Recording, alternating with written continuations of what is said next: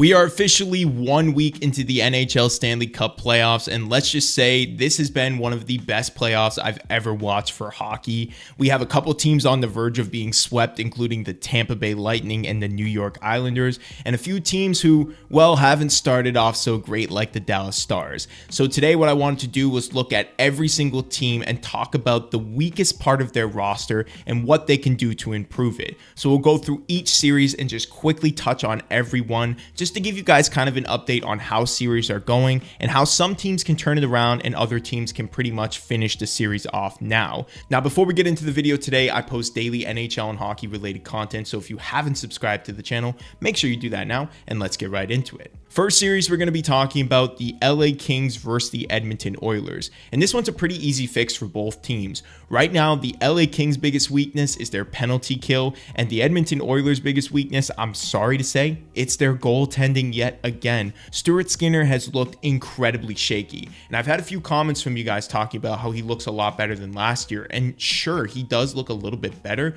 but when you're getting this kind of production from the Oilers offense and you can't get a game under 5 goals, that's going to be a problem for you moving forward. The first game he had 4 goals against, second game 5 goals against in overtime. They need a little bit better goaltending from Stuart Skinner, because if LA's putting up points on you like this, I'm sure a bunch of other teams like Vegas or even Dallas, Vancouver, they're going to do the same thing. In terms of LA, right now you're allowing above 50% for the Oilers power play, and that is a dreadful stat for you. You need to be more disciplined, stay out of the penalty box, and that's how you're going to win games. I think that's how they won the second game, and that's how they're going to play moving forward. Discipline, smart, emotionless hockey. That's how you get it done, LA.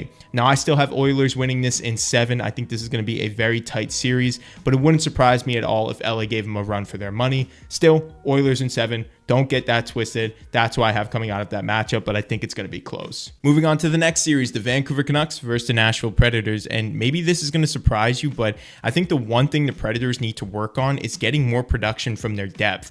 Outside of the Gustav Nyquist, Philip Forsberg line, you're not really getting much else from the rest of your roster. You know that Ryan O'Reilly's getting you a few points, but the depth for this team just isn't there. You have the goaltending, you have some good defense, but you need to start getting more scoring throughout. That's how you win a Stanley Cup, and I just don't see that with Nashville. Now, the problem here is I actually see them coming out of this series, and that's not something I would have predicted early on. And the reason for that is Thatcher Demko potentially being out for the entire first round and now even the second round for the Canucks. And after that first game with Casey DeSmith, I don't know if the Canucks are going to have enough to slow down the Preds and get a series win with DeSmith in net over Thatcher Demko. He was kind of a big reason for a lot of their success this year, and without him, the numbers aren't really great for the Canucks. If the Predators win Game 3, this is going to be a very scary sight for the Vancouver Canucks. I had them winning it in 6.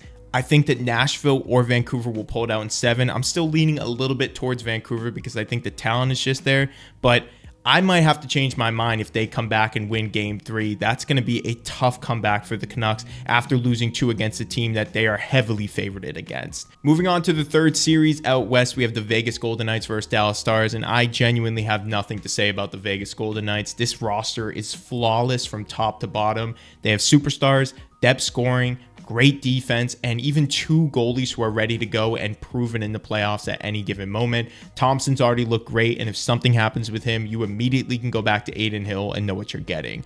Now, flipping to their opponent, the Dallas Stars, I think their goaltending is really their Achilles heel right now, and if you asked me at the beginning of the year, that would have not been my answer. But Jake Ottinger, he's looked terrible through his first few starts. He needs to find his game. I don't know what the Stars can do to help him find his rhythm. They're now heading down to Vegas, down 2-0 in a series where they should be winning this one. I think this is more their year than it is Vegas, but unfortunately, it's really not their fault. Vegas just was really smart and outplayed the Cap, which is another topic in itself. And it's unfortunate for Dallas fans. This shouldn't be the first round that they're facing, but this is reality. You need to get better goaltending from Otter, and that's how you'll turn your series around. Moving on to the last series in the Western Conference, it's the Colorado Avalanche versus Winnipeg Jets, and this one's a strange one too because it's about goaltending as well. Both sides need to get better goaltending, and in the last game, we saw an improved Alexander Georgiev, but another game where Connor Hellebuyck looked nothing like the rest of the season. Connor Hellebuyck during the year was the clear Vezina favorite, and in both of his playoff starts, he's allowed 5 or more goals, and that's not going to cut it for this Jets team. In order for them to go anywhere this playoff season, they need Connor Hellebuyck to be playing at that high caliber he was all season long. They're not going to be able to outshoot Colorado in any game or outscore them. So what they need is phenomenal goaltending and some tight games where they can get 1 or 2 goals above the Avs. I think that's how they win this series. And I think for Connor Hellebuyck, he's had some bad playoff stats in the past, and this year it's not really supporting the cause. So the only way the Jets can turn this around is if they can help Connor Hellebuyck find his vintage form. And for the Avs, they just need at least above average goaltending from Alexander Georgiev, if not just average goaltending from him. As long as he doesn't slide like he did in game 1, I think this team could very easily pull off the win against the Jets. But for the Jets to win, they need that vintage Connor Hellebuyck. Moving on to the next series, we have the Florida Panthers versus Tampa Bay Lightning, and this one's a tough one to talk about because both teams have been playing very solid hockey throughout this entire playoffs. But the one thing I think that people can come back to with the Lightning is that they were getting way too much offensive production from Nikita Kucherov all year. And when he starts to slide a little bit, you can see this team just can't win games. They need him to produce at that heart level in order to even get this offense to beat one game against the Panthers. They're now down 3-0, and for the Panthers, this is a great series for you. You had people expecting this one to go to 7, and you could potentially sweep the Lightning and get some rest before you move into that Toronto or Boston series. That's huge for this team. I think if I had to give Florida one tip of advice, make sure your players are playing smart hockey. You don't want anybody getting injured. You're expecting a long playoff run, and you're going to need every guy to beat whatever team comes out of the West. So I still have the Florida Panthers winning this one. I don't expect the Lightning to get swept. I think they're going to get 1 or 2 games. But yeah, this is Florida's series. There's no way the Tampa Bay Lightning are coming back with a reverse sweep on the Cats. Next, let's move on to the Toronto versus Boston series. This is easily my favorite one to watch of them all. Boston has been playing great. They just took game 3 against the Leafs and won themselves back home ice advantage. I think for this team to continue succeeding in the playoffs, they should keep tandeming their goalies. And I know you guys might think I'm crazy for that based on how well Jeremy Swayman has been playing over the past few games, but I think this will keep Toronto on their toes. You're playing a few rookies in your defense now. You don't have the best offense compared to the Leafs. I think if you can outplay the Leafs mentally, that's how you'll win this series. Your power play has been great. Your penalty kill has been phenomenal, over 90% so far against the Leafs. Stay out of the box, keep tandeming your goalies, and keep playing that physical brand of hockey that for some reason just trips the Toronto Maple Leafs up. And for the opposing side, there's 2 things here. One, Toronto needs to stop playing the Bruins style of hockey, that physical, Marchand, ratty kind of behavior that some of the guys like Bertuzzi and Domi have come out doing. I just think they need to stick with their strengths, and that's their offense. You have the superstars in this series. You have Austin Matthews, Mitch Marner, John Tavares. You're the team that should be outscoring the Bruins, not out-physicaling them. I think in the past, people have called the Leafs soft so much that it's really gotten into their identity, and it's affected this team. I think when it comes to this game, you need to just come in there and say, hey, we're just going to outscore, outskate this team, and that's how we'll win. The other thing is the weird stuff with William Nylander.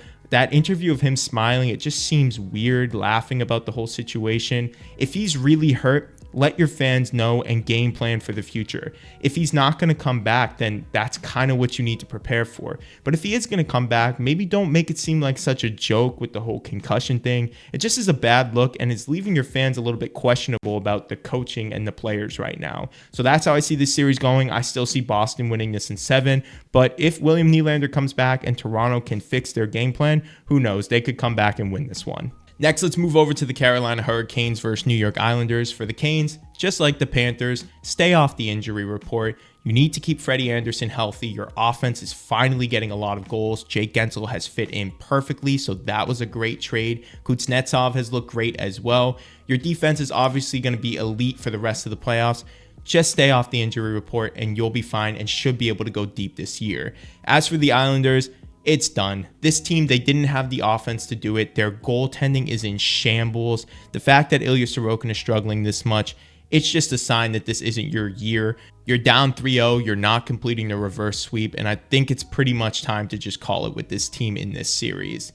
And now let's move on to the last series, the Rangers versus the Capitals. Just like the other ones in the East, I kind of feel like this one's a wash. Outside of the Bruins versus Maple Leafs one, I just don't think that there's really any excitement in the East this year, now that teams have pretty much taken control of the series.